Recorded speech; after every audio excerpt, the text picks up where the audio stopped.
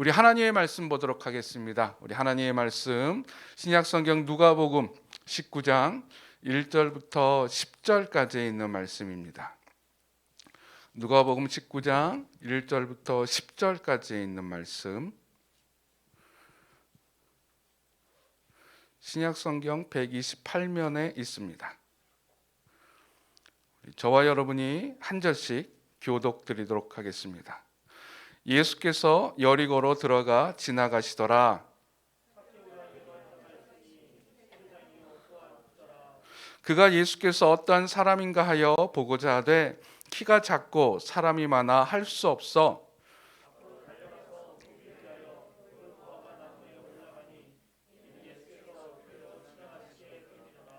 예수께서 그곳에 이르사 쳐다보시고 이르시되 삭개오야 속히 내려오라. 내가 오늘 내 집에 유하여야 하겠다 하시니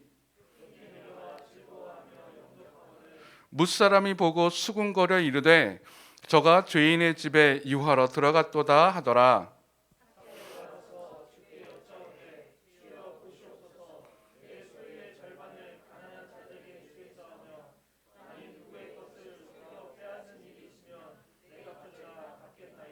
예수께서 이르시되 오늘 구원이 이 집에 이르렀으니 이 사람도 아브라함의 자손이미로다. 인자가 온 곳은 잃어버린 자를 찾아 구원하려 함이니라. 아멘. 코로나19에도 불구하고 며칠 전에 수능 시험이 치러졌습니다. 수많은 수험생을 둔 부모님이나 또 일가 친척 되시는 분들은 가슴을 졸이며 우리 수험생들이 수능 시험을 잘 치를 수 있도록 무사히 치를 수 있도록 기원을 했을 것입니다. 또한 수험생들은 수능 시험이 끝나고 난 다음에 아마 가채점이라는 걸 요즘은 하더라고요. 가채점을 해서 자신의 점수가 어느 정도인지, 자신의 등급이 어느 정도인지 예측을 합니다. 그리고 자신이 갈 수 있는 대학이나 학과를 지금부터 알아보게 되지요. 그리고 내가 한 이 정도 등급이면 나는 이 정도 학교에 들어갈 수 있겠구나라고 생각을 하고 원서를 준비하며 기대를 하게 됩니다. 합격을 기대하죠. 취업을 준비하는 분들도 마찬가지입니다. 열심히 취업 준비를 하고 공부를 하고 이력서를 내고 면접을 보면서 취업이 될 것이라고 하는 기대를 갖습니다. 그들뿐만이 아니라 우리는 항상 모든 사람들은 다 기대라는 것을 해요. 큰 기대만이 아니라 우리가 항상 예측하고 예상하고 그리 되기를 바라는 것들 말입니다. 우리가 하는 보통 이러한 일반적인 기대는요, 우리가 지금까지 살았던 경험이나 아니면 어떤 정보나 어떤 확률을 통해서 그 기대를 갖게 됩니다. 그리고 거기에 조금만 더해서 약간의 소망을 품고 기대를 하게 되지요. 그래서 우리가 보통 생각하는 이 기대라고 하는 것은요, 그렇게 큰 것도 아닙니다. 비현실적이지도 않습니다. 실현될 가능성은 무척 높은 것들입니다. 예를 들어 이런 것이에요. 내일의 삶을 기대합니다. 아마 여기 계신 분들 중에서 내일 어떤 일이 일어날 것 같아, 내일은 무엇을 해야지 라고 생각 안 하시는 분들 없을 거예요. 아마 벌써 오늘 아침에 일어나면서부터 내일은 무엇을 해야겠구나 라고 기대를 할 겁니다. 내일의 날씨는 이렇겠구나 라고 기대를 할 거예요. 또 오늘 예배가 마치고 난 이후에 이제 점심시간입니다. 무엇을 먹을까?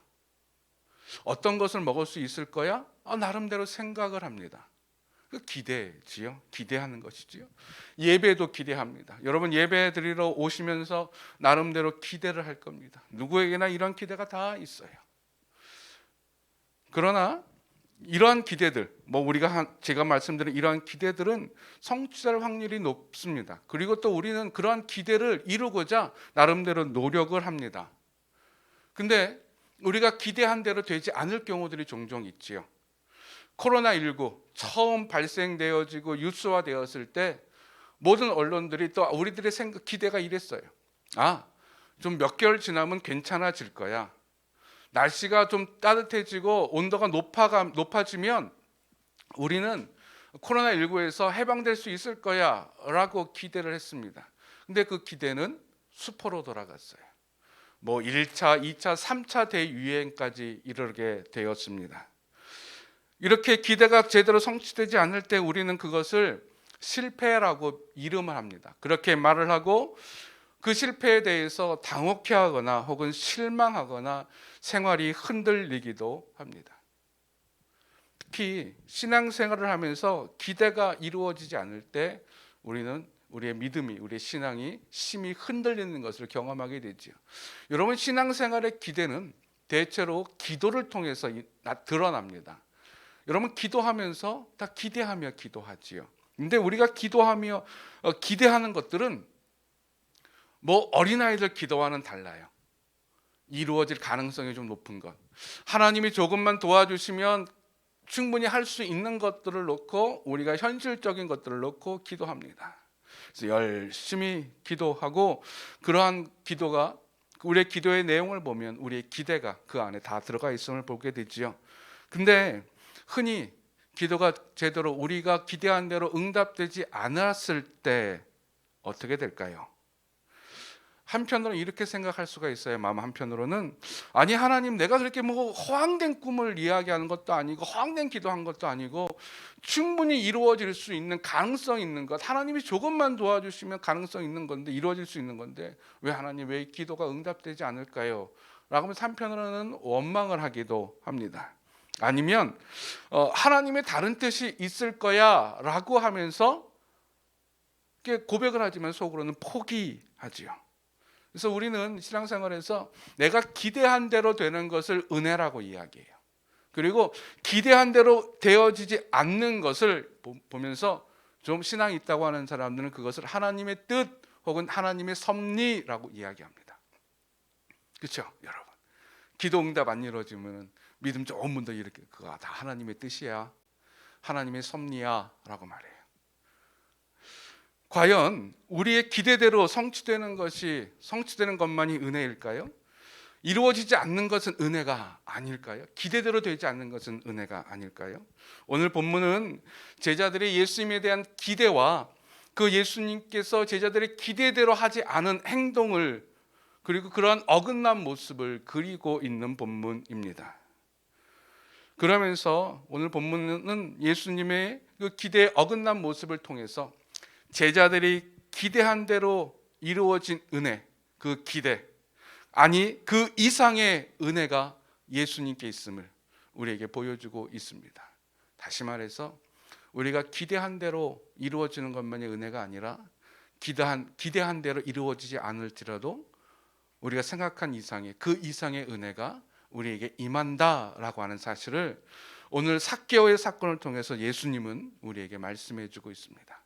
우리 이 시간에는 제자들의 기대와 예수님의 그 이상의 은혜에 대해서 한번 살펴보면서 우리의 삶 가운데 우리 기대 그 이상의 은혜를 베풀어 주시는 예수님을 바라볼 수 있기를 간절히 축원드립니다. 먼저 제자들의 기대에 대해서, 그리고 예수님의 은혜에 대해서 첫 번째로 살펴볼 텐데요. 먼저 19장 1절에 있는 말씀입니다. 우리 함께 한 목소리로 읽도록 하겠습니다. 예수께서 여리고로 들어가 지나가시더라. 아멘. 예수님께서 여리고로 들어가 지나가시더라 라고 하는 겁니다. 지나가시다 라고 하는 단어에 우리는 먼저 주목을 해볼 필요가 있습니다. 신학학자들은 이 지나가시더라 라고 하는 이 단어를 누가의 독특한 표현이다 라고 이야기해요. 이게 무슨 말이냐면은, 이런 복음서를 기록한 저자들이 독특한 주제를 가지고 어떤 목적을 가지고 기술한 겁니다. 즉 이런 복음서를 예수님께서 하신 일들이 어떤 시간적인 상황에 따라 시간적으로 이렇게 단순히 기술된 거로 생각하시면 안 돼요. 어떤 특별한 목적을 가지고 어떤 거는 뛰어넘기도 하고 어떤 건 자세히 기록하기도 합니다. 근데 그 목적이 뭐냐? 예루살렘이라고 하는 거예요. 누가의 목적은 예루살렘에서 무슨 일이 일어납니까? 예수님의 십자가 사건. 즉 모든 복음서에는 다 그렇습니다. 모든 복음서의 목적은 예수님의 십자가 사건의 증거예요. 그래서 그 전의 모습은 예수님께서 예루살렘으로 가는 여정이에요. 오늘 19장은요, 예수님께서 예루살렘으로 들어간 십자가 사건을 감당하시는 바로 직전의 모습입니다. 즉 다시 말해서 제자들의 생각도 마찬가지였어요. 이게 마지막 예루살렘의 여정이었기 때문에 제자들은 다 예수님께서 예루살렘으로 가시는 것만 생각했어요. 그것이 목적이었습니다. 특별히 이때 예수님께서 예루살렘으로 가실 때는 일상의 날이 아니라 명절 때였습니다. 6월절의 명절을 지내고자 많은 순례객들이 예루살렘으로 갑니다. 예수님도 그 수많은 순례객들 중에 한 무리로 예루살렘으로 가고 있었어요. 제자들의 생각은 빨리 우리 예수님께서 예루살렘으로 가시는 것이었습니다. 왜냐하면 당시에 6월절을 지키기 위해서 각지에서 예루살렘으로 모여드는데 예루살렘의 보통 인구가 2만 5천에서 3만 명 정도밖에 되지 않아요. 근데 6월절을 지내러 오는 사람들은 최대 많을 때는 한 60만 명 정도 모였었다고 합니다. 작은 도시에 60만 명이 모이니 얼마나 밀집돼 있겠어요? 또 그들이 6월절은 하루만 지내는 것이 아닙니다. 무교절까지 합해서 7, 8일을 보내요. 그 전에 6월절 전에 와야 되고 6월절 끝나고 나서 무교절 끝나고 나서 며칠 더 있다 나가야 되는 거예요. 한 보통 보름 정도 머문다고 합니다. 보름 정도 머물기 위해서는 숙박을 해야 되는데 예루살렘의 집이 한정돼 있어요. 그래서 먼저 온 사람들이 예루살렘에 숙박을 하게 됩니다. 예루살렘에서 숙박을 잡지 못한 사람들은, 집을 구하지 못한 사람들은 예루살렘을 벗어나 그 가까운 동네에서 숙식을 해결하게 되지요. 그래서 사람들은 순례객들은 빨리 예루살렘으로 가야 됐어요. 그래서 좀 편한 집을 먼저 구하고 그 집에서 쉬면서 유월절을 지키고 명절을 세고 하나님께 예배하고 그리고 돌아가는 것이 그들의 삶이었습니다. 제자들 어떻게 했습니까? 스승 모시고 있으니 빨리 예루살렘으로 가서 예루살렘에서 좀 편한 집을 구해서 유월절을 지내는 것. 그리고 또한 이때 제자들의 생각은 11절에 보면 이렇게 이야기하고 있어요. 11절 제가 읽어드립니다. 그들이 이 말씀을 듣고 있을 때에 비유를 더하여 말씀하시니 이는 자기가 예루살렘에 가까이 오셨고 그들은, 제자들입니다, 그들은 하나님의 나라가 당장에 나타날 줄로 생각함이더라. 아멘. 즉 제자들의 마음속에는 어떤 목적이 있었는데 이번에 예수님께서 예루살렘으로 가시면 하나님의 나라가 임할 거야. 즉 예수님께서 왕이 되고 이 땅이 변화되고 우리는 예수님의 그 옆에서 신하들이 될 거야. 개국공신이 될 거야 라고 하는 목표가 있었어요. 거기에 들떠 있어, 기대가 있고 거기에 들떠 있었던 것입니다. 그래서 제자들은 예수님이 예루살렘에 빨리 가셔야 되고 예루살렘에 목표가 있으니 그냥 여리고는 지나가는 길목이었기 때문에 빨리 지나가실 줄 알았던 겁니다. 그냥 지나가실 줄 알았죠. 즉 예루살렘이라고 하는 목표를 향해 자질구레한 것들, 좀 덜 중요한 것들은 그냥 내버려 두고 예루살렘으로 가시는 것. 그게 제자들의 단순한 기대였습니다. 아니 모든 순례객들이 거의 다 그냥 그리했어요. 아니 가는 길이 충분히 남아 있다면 충분히 갈 수 있는 길이었습니다. 그러나 예수님의 행동은 제자들의 기대를 어긋나게 만들었습니다. 예수님은 그곳에서 여리고를 지나가는 장소가 아니라 하나님의 구원과 은혜가 일어나는 놀라운 장소로 바꾸셨습니다. 삭개오의 회심 사건을 통해서 이 여리고는 단순히 지나가는 길이 아니라 예루살렘으로 가기 위한 어떤 지나간 통로가 아니라 이 여리고에는 하나님의 은혜가 나타나고 하나님의 구원의 역사가 일어나는 곳이다 라고 하는 사실을 보여주신 거예요. 그러면서 예수님께서 더 큰 은혜, 기대 이상의 더 큰 은혜를 베풀어 주시는데 그것은 바로 우리의 목표보다는, 우리의 목적보다는, 어떤 시간의 다급함보다는 한 영혼의 소중함을 깨닫게 해주신 겁니다. 한 영혼의 소중함. 제자들이 보기에는 삭개오와 같이 식사하고 삭개오와 같이 교제 나누는 것이 시간을 허비하는 것 같고 이 시간이 우리 목표를 이루기 위한 어떤 낭비와 같게 느껴지지만 예수님께서 말씀하시는 거예요. 한 영혼을 위해서라면 지체되는 것 아무 상관이 없다. 한 영혼을 위해서라면 우리의 모든 것 다 허비해도 상관이 없다라고 하는 것입니다. 한 영혼의 소중함을 제자들에게 알게 해주신 것이죠. 더 큰 은혜. 영혼이 더 중요하고 더 귀하다라고 하는 것입니다. 우리는 자본주의 사회에서 살고 있어요. 아니, 공산주의 사회건 자본주의 사회건 어떤 인류가 추구하는 목적이 있습니다. 목표라고 하는 것이 있어요. 그 목표를 이루기 위해서 투자하는 모든 것, 목표가 크면 클수록 투자하는 것들이 전혀 아깝지 않습니다. 취업을 준비하는 분들은 취업을 준비하면서 자신의 시간을, 젊음을 투자해요. 근데 젊음을 투자하면서 나 시간이 너무 아까워. 취업 때문에 내 시간을 투자하다니, 그렇게 생각하는 사람 없어요. 왜? 취업에는 목표가 더 크기 때문에 시간 투자하는 거 아깝지 않아요. 우리가 지금까지 지내온 자본주의 사회에서도 마찬가지입니다. 경제 성장이라고 하는 큰 목표가 있어요. 그 경제 성장의 목표를 위해서라면 그것을 위해서 투자되어지는 것, 희생되어지는 것 아까워하지 않았습니다. 7, 80년대에 무분별한 난개발이라고 하는 우리들의 지난 역사가 있어요. 근데 그때는 아무도 거기에 대해서 뭐라 그러지 않았어요. 왜냐하면 경제 성장의 목표가 있었기 때문에. 요즘 우리나라의 이슈 중에 하나가 노동자 문제입니다. 노동자들이 그 공장에서 또 그 삶의 그 자리에서 과도한 노동 때문에 죽고 사고를 당하는 사건들이 종종 일어나고, 거기에 따라서 나라에서 노동자를 위한 법을 다시 세워야 된다라고 하는 말들이, 이슈들이 지금 있습니다. 근데 그전에는 거기에 대해서, 노동자들의 죽음에 대해서 어느 누구도 노동자들의 죽음이 너무 아까워, 그 삶이 너무나 아까워, 그러니 우리 좀 경제가 좀 뒤처지더라도, 좀 개발을 좀 덜 하더라도 이 영혼을 살립시다라고 하는 말이 통하지 않았어요. 왜? 목표가 더 컸기 때문에. 근데 우리는 그 시대를 탓할 수 없습니다. 왜요? 그 시대는 그게 더 중요했었기 때문에. 여러분, 원래 인간은 목적 우선주의예요. 목표 우선주의예요.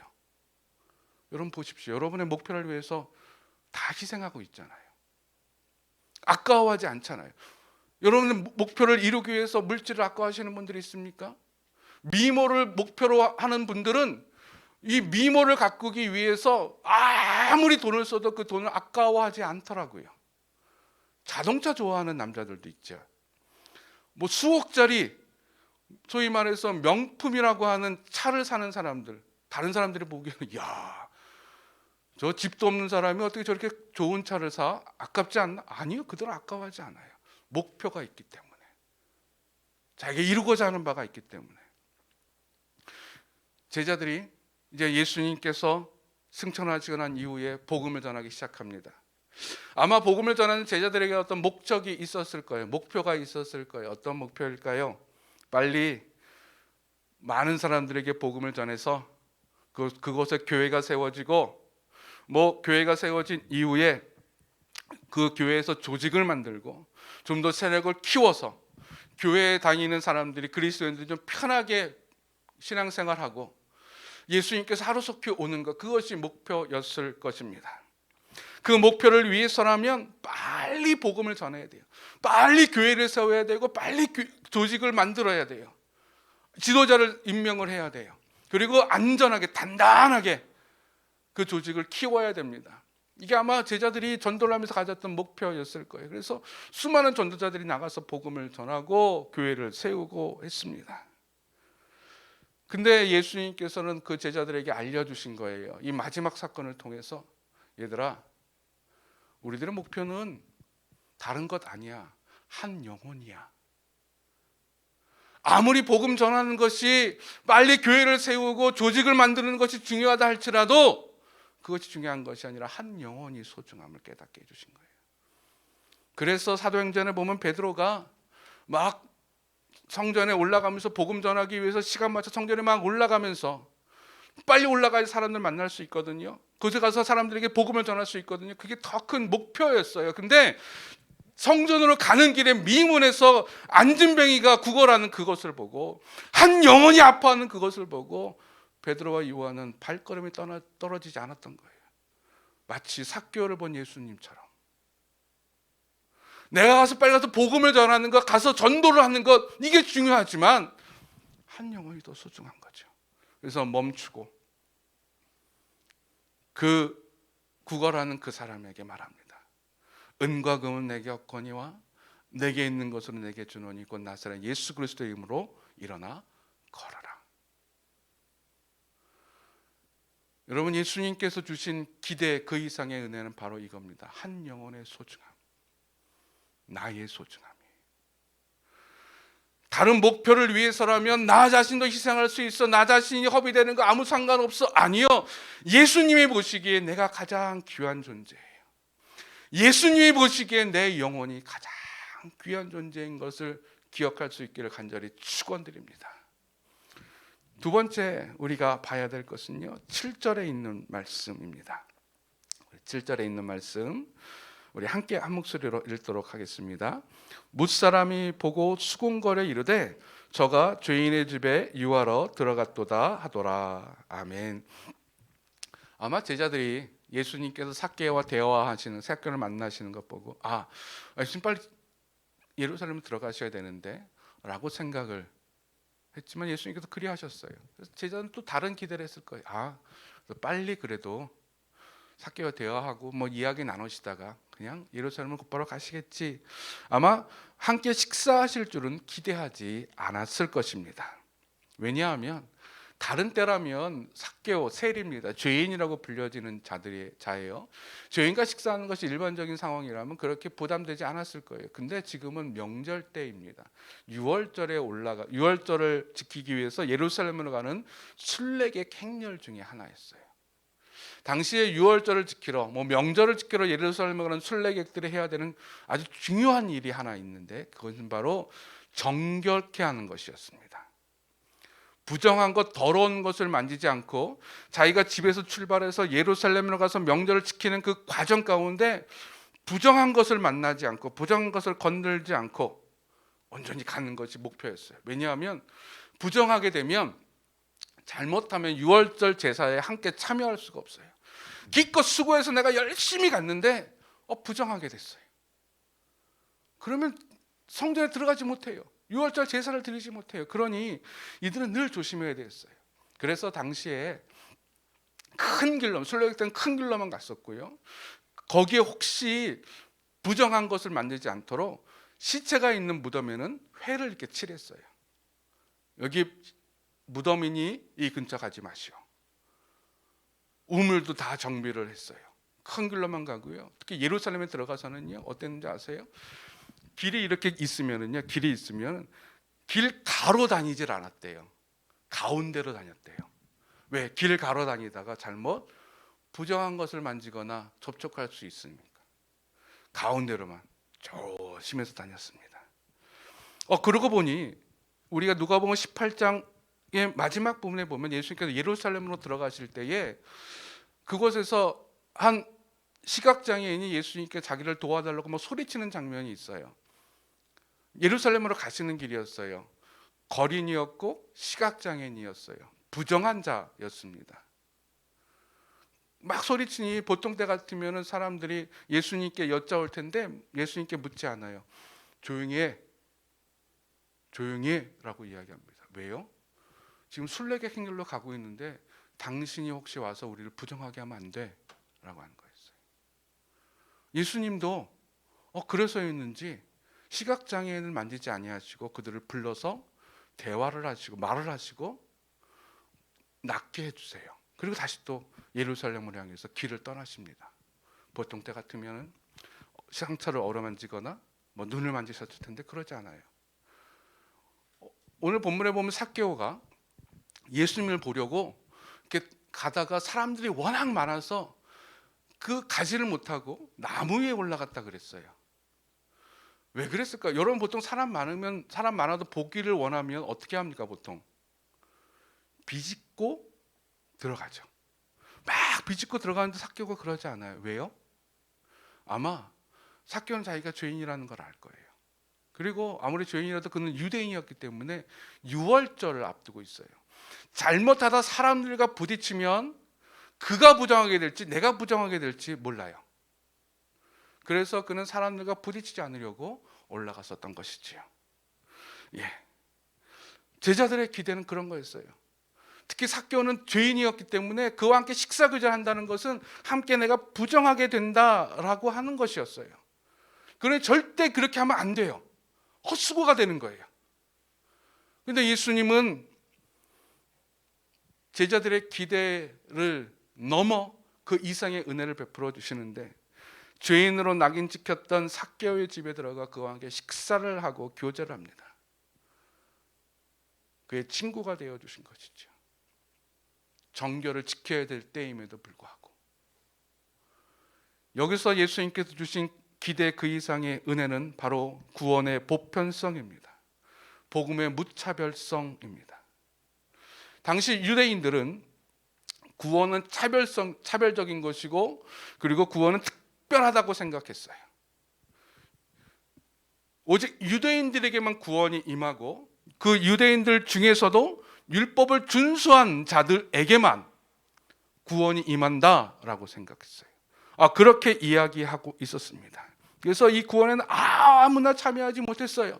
특히 이 삭개오 같은 죄인, 특히 이 죄인들과 어울리는 무리들은 절대 구원을 얻지 못한다라고 생각을 했어요. 근데 예수님께서 자신의 행위로 말씀하신 거예요. 구원에는, 복음에는 어떤 구별이 있지 않고 어떤 차별도 있지 않고 어느 누구나 구원의 자리에 초대될 수 있고 복음을 들어야 된다라고 하는 거예요. 그래서 그 시간에도 불구하고, 순례 시간임에도 불구하고 예수님은 죄인들과 함께 어울려 식사를 했었던 것입니다. 아마 제자들은 이 상황을 처음부터 이해를 못했었던 것 같아요. 왜냐하면 우리가 19장 1절부터 10절까지를 쭉 읽다 보면 제자들의 모습이 나오지 않아요. 예수를 따르던 자들의 모습이 나오지 않습니다. 즉 그들은 이 사건에서 한 발 뒤로 물러서 있었고, 그 제자들은 어쩔 수 없이 예수님을 따라갔었던 것으로 파악할 수 있습니다. 즉 7절에 뭇사람이 보고 수군거려 이르되 라고 할 때 이 뭇사람 속에 아마 제자들의 마음도 들어가 있었을 것입니다. 근데 그 후에 복음을 전하는 자로 살아가면서 이 예수님께서 행하셨던 이 사건, 복음의 보편성과 복음의 무차별성, 이것이 예수님의 행위를 보고 더욱더 알게 되고 힘을 얻었을 거예요. 그래서 제자들은요, 이방인들과 어울리며 복음을 전했습니다. 당시에 평범한 유대인들이라면 절대 상상하지 못할 일. 이방인의 집에 들어가고 이방인과 교제하고 이방인과 식사하면서 복음을 전했어요. 왜요? 복음은, 구원은 보편적으로 다 이루어지기 때문에 유대인만에게만 있는 것이 아니라 모든 인류에게 다 있는 것이기 때문에 복음을 전하기 위해서 그들은 예수님의 은혜 가운데 들어갔었던 것이지요. 그리고 또한 신분이나 인종이나 국적이나 또는 부정에 상관없이 누구에게도 복음을 전했었습니다. 바울이 감옥에 갇혀 있을 때에 노예가 같이 감옥에 오게 돼요. 근데 그 노예는 주인 집에서 도망쳐 나온 노예였었고, 그리고 주인의 재물을 훔쳐 나온 노예였습니다. 종이었습니다. 바울은 로마 시민권자, 아무리 감옥에 갇혀 있어도 로마 시민권자였고 바리새인이었어요. 다른 종입니다. 근데 바울은 거기에 연연하지 않고, 그가 어떤 신분에 연연하지 않고 그에게 복음을 전해요. 상황도 상관없이. 그가 바로 오네시모라고 하는 자였습니다. 복음을 받아들인 이 종 오네시모는 그 자리에서 복음을 받아들이고 하나님의 사람이 됩니다. 그리스도인이 됩니다. 그리고 바울은 수고를 아끼지 아니하고 오네시모의 주인에게 편지를 써줘요. 내가 담보하는데 용서해줘라. 착하다. 구원받았다. 복음을 받아들였다. 당시로서는 도저히 상상할 수 없는 일이지요. 보통 선교사들이, 지금은 안 그렇습니다만은 20세기, 19세기, 20세기 초만 하더라도 선교사들의 선교를 갈 때에 어떻게 복음을 전해야 될까? 위로부터의 전도를 해야 되나 아래로부터의 전도를 해야 되나 논쟁이 있었습니다. 위로부터의 복음 전한다 하는 것은 그 사회에, 그 나라의 지도층들에게 복음을 전하는 거예요. 그래서 효과가 드러나도록. 아래로부터의 복음은 지도자들이 아니라 밑에 있는 일반 백성들에게 복음을 전해야 된다. 그들에게 먼저 복음을 전해야 된다라고 하는 거였어요. 그래서 이것도 많이 논쟁이 있었고 많은 이야기가 있었습니다. 어떤 것이 옳을까요? 여러분, 어느 그 TV 프로그램의 개그맨이, 먹기를 좋아하는 개그맨이 이런 답을 했어요. 그럼 보통 여러분 탕수육 먹을 때 부어 먹습니까? 찍어 먹습니까? 북먹파예요, 찍먹파예요? 사람들이 그걸로 막 이야기하고 있더라고요. 그러니까 그 먹기 좋아하는 개그맨이 부어 먹건 찍어 먹건 그거 생각할 시간에 먼저 하나라도 더 먹어라. 상관이 없다고 하는 거예요. 그냥 뱃속에 들어가면 다 먹는 건데 왜 부먹 찍먹 따지느냐는 거죠. 이런 복음도 마찬가지인 줄로 믿습니다. 어느 누구에게 복음을 전하느냐가 아니라 복음은 그것이 소홀된 거예요. 구원의 보편성입니다. 복음의 무차별성이에요. 차별할 필요 없어요. 그냥 내가 만나는 사람에게 나와 관계 맺는 사람에게 복음을 전하는 거예요. 그럴 때 역사가 일어나게 될 줄로 믿습니다. 사건들이 일어나는 것이죠. 바로 예수님의 이 은혜는 바로 죄인인 우리를 향한 구원의 보편성이요 복음의 무차별성입니다. 우리는 그 은혜 가운데 있어요. 제자들의 상상을 뛰어넘는 것이죠. 또 하나 마지막으로 예수님께서 제자들에게 보여주신 기대 그 이상의 은혜가 있는데 8절에 있는 말씀 우리 함께 읽도록 하겠습니다.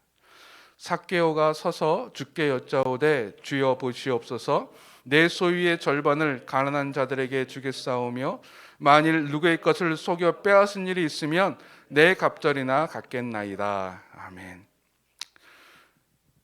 복음을 전하는 제자들, 여러분 복음을 전하다 보면 실망할 때가 종종 있습니다. 또 그것이 습관이 될 때가 있어요.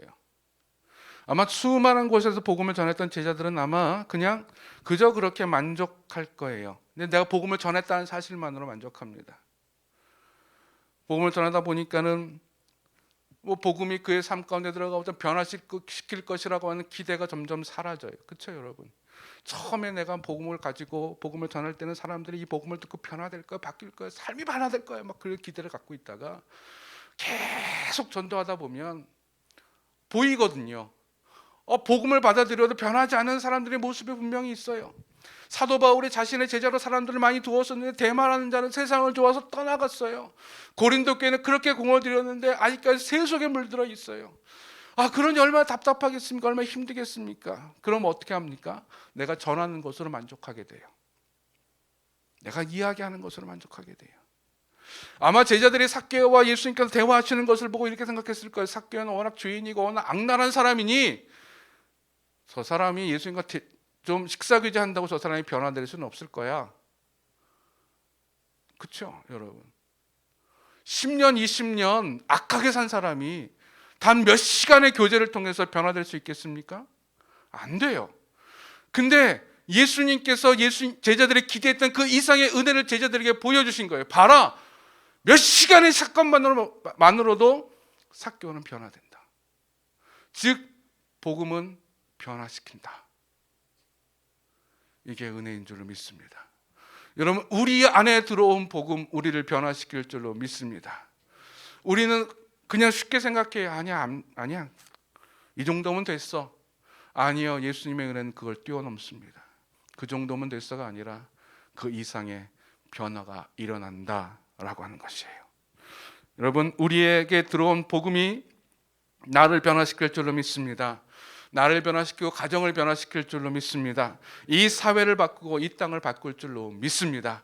그것이 예수님께서 제자들에게 보여주신 기대 그 이상의 은혜입니다. 우리는 기대 그 이상의 은혜를 베풀어 주시는 예수님을 바라볼 수 있기를 바랍니다. 그리고 그 예수님이 우리와 함께 하십니다. 여러분, 우리 삶의 기대 이루어지지 않을지라도 그 이상의 은혜를 베풀어 주시는 그 예수님을 바라보며 하루하루 예수님과 동행하며 살아갈 수 있기를, 은혜 가운데 살아갈 수 있기를 간절히 축원드립니다. 우리 함께 찬양하도록 하겠습니다. 나를 지으신 이가 하나님, 나를 부르신 이가 하나님, 나를 보내신 이도 하나님, 나의 나 된 것은 다 하나님의 은혜라. 한량 없는 은혜, 갚을 길 없는 은혜, 내 삶을 애워싸는 하나님의 은혜. 우리가 무엇을 기대하든지 간에, 그리고 그 기대가 이루어지던 이루어지지 않던, 예수님의 은혜는 우리의 기대 그 이상의 은혜인 줄로 믿습니다. 하나님, 그 기대 이상의 그 은혜 가운데 내가 하루하루 순간순간 힘입어 살아가게 하여 주시옵소서. 은혜를 고백하는 자들 되게 하여 주시옵소서. 우리 함께 찬양하며 나아가도록 하겠습니다.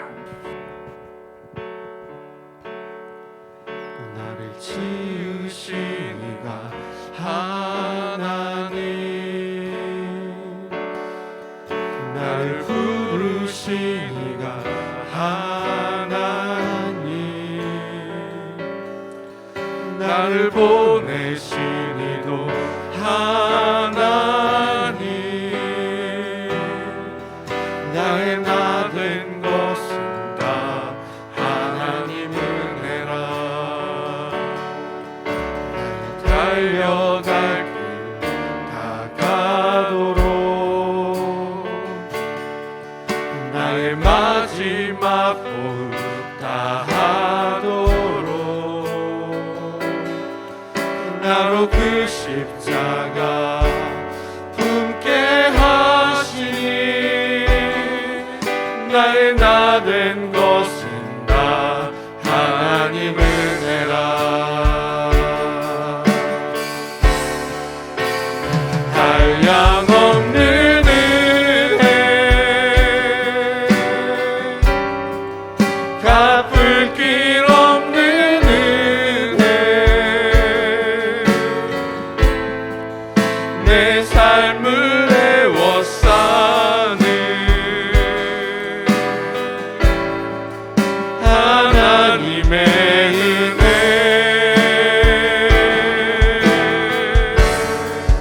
나 주저함 없이 그 땅을 밟음도 나를 붙드시는